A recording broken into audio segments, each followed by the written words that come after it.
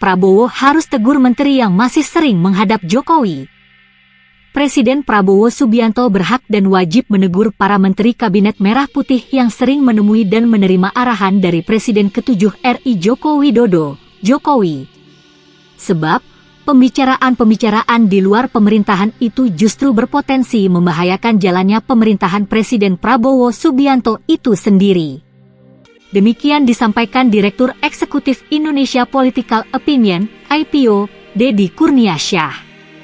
Prabowo perlu menegur, bahkan perlu menimbang untuk mengganti tokoh-tokoh tersebut dengan yang lebih profesional dan fokus pada kerja, bukan pada hubungan politis, kata Deddy. Di sisi lain, pengamat politik dari UIN Syarif Hidayatullah Jakarta ini menyesalkan cara Jokowi yang terkesan ingin memamerkan powernya kepada publik. Bagaimanapun Jokowi sudah tidak lagi miliki kekuasaan, intensitas menteri yang berkunjung perlu diwaspadai adanya upaya matahari kembar dalam politik tanah air, kata Deddy.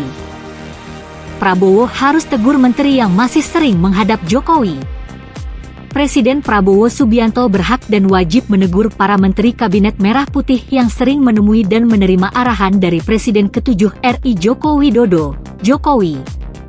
Sebab, pembicaraan-pembicaraan di luar pemerintahan itu justru berpotensi membahayakan jalannya pemerintahan Presiden Prabowo Subianto itu sendiri.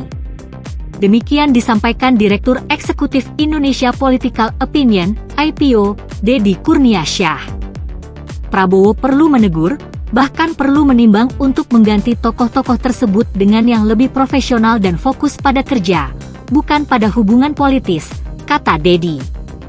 Di sisi lain, pengamat politik dari UIN Syarif Hidayatullah Jakarta ini menyesalkan cara Jokowi yang terkesan ingin memamerkan powernya kepada publik. Bagaimanapun Jokowi sudah tidak lagi miliki kekuasaan, intensitas menteri yang berkunjung perlu diwaspadai adanya upaya matahari kembar dalam politik tanah air, kata Deddy.